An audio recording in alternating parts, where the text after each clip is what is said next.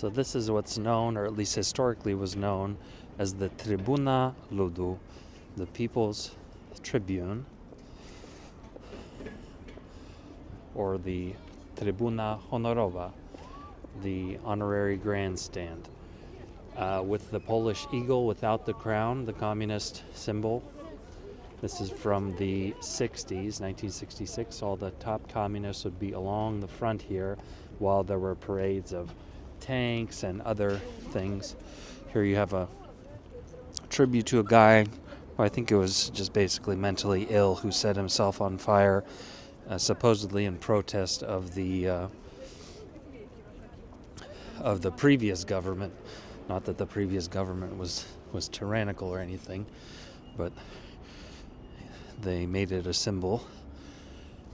And here's where the eagle was, that eagle without a crown. I think they should have kept it just as a historical thing, but I would hope that it would end up at least in a museum somewhere.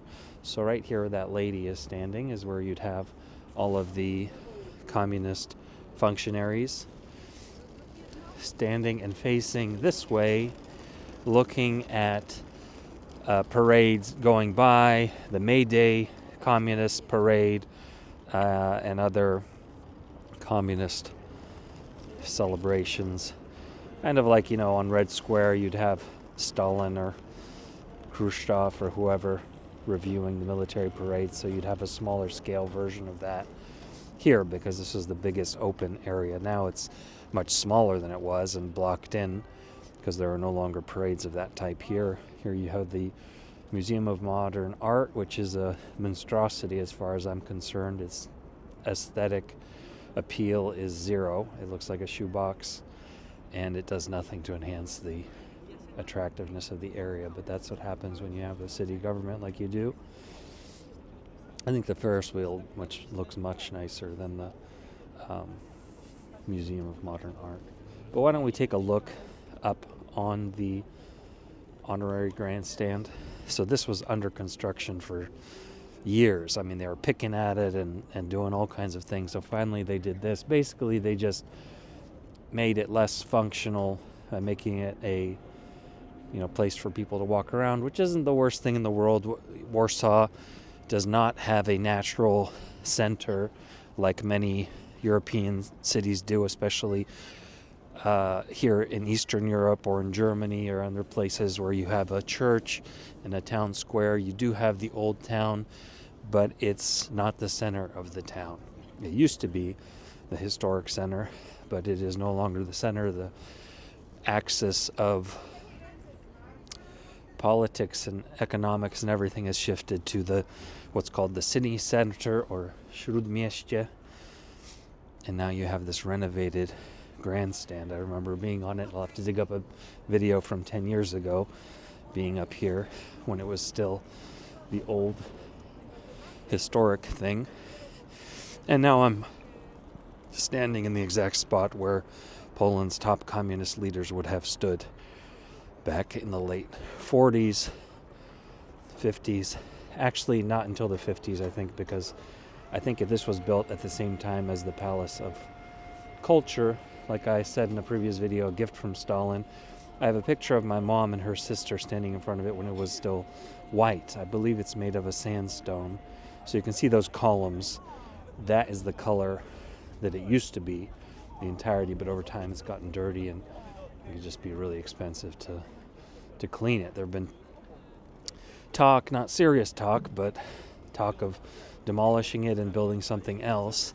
I don't know if that'll ever happen. It might, because it's just not logistically and economically feasible to maintain this old building from the 50s, as far as how much energy it uses and all that. The thing about it is that it's right in the center between two rail lines, or three rail lines really. You have in what I'm looking at now, or I can't see it, but it's underground, the north-south metro line. Behind me you have the east-west train line. So the train runs under Jerusalem Avenue across the river on a bridge, a rail bridge, And then behind me to this side, you have the east-west metro line. So you have underground tunnels on 3 sides of the palace, making construction quite difficult. There's also the political element where the leftist government is more attached to the communist past for various reasons. There's a sentiment towards that era for political reasons. I think the biggest roadblock for now is the expense of getting rid of it. It would cost billions of dollars to take it, not just demolish it. They'd have to pretty carefully deconstruct it and then rebuild something new, and it would probably take a decade to do that, and a lot of money and time. So for now, I think it's going to stay. Maybe over time there will be some plans to change it. One of the biggest changes, which doesn't seem that big, but it has some significance, is that they added the clock. So it is actually the second largest clock tower in Europe after, guess what?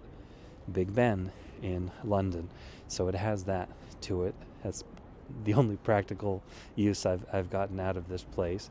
I've been to a few events here, but it's I don't think it's very, aside from the communist history, it's not a very space efficient building. It doesn't use the space here that it's on.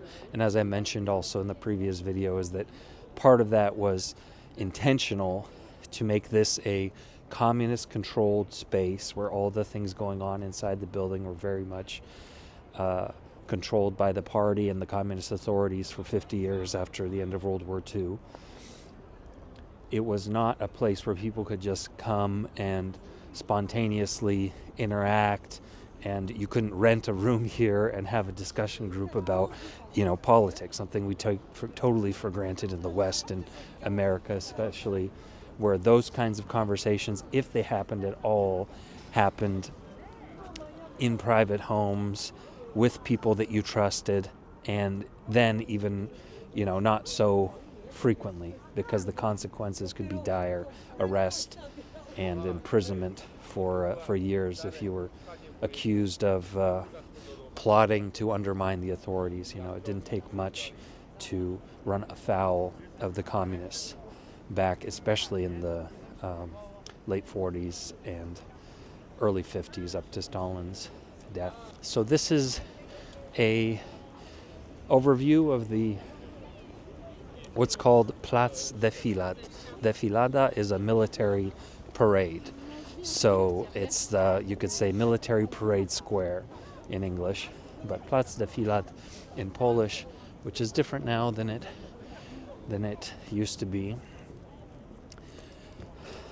It's nice that people are here. I mean, looking at all these people walking around, it adds a missing center to the city, but also what is the goal? The center of this square is not a church, it's a communist symbol, which has lost, the power that it had from before, but it's a communist symbol nonetheless. There's no spiritual element to this place that's edifying. There's no cultural element to this place as far as Polish history and traditions and culture going back centuries. It's a very modern symbol next to the most modern symbol in Poland, the abstract and totally lifeless and meaningless box that is the Museum of Modern Art. And I haven't been inside. I should, just to give you a flavor of it, although I don't want to pay anything for it. So if I can get in for free, I'll go there and I'll check it out. But I'm sure it's no Louvre, it's no Hermitage, it's no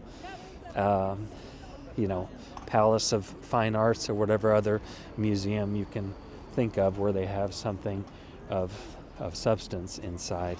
It's very much, it's not just a different type of art, it is a social and political statement. So on the one hand, it's nice that things are more pedestrian friendly right here, but the question is, where does it lead? And this ties into the future of Poland. Where is Poland heading? And that'll be the subject of another video. There are a lot of unsettling changes that I have noticed after having lived here for a number of years. By no means, tragic where I'd want to leave, but Poland has some challenges ahead that it is going to have to contend with as time goes on. So on that happy note, why don't I leave you with at least a nice view here of the palace and the Ferris wheel, which is, I think that'll be the happy thing in this square for now, is the Christmas market.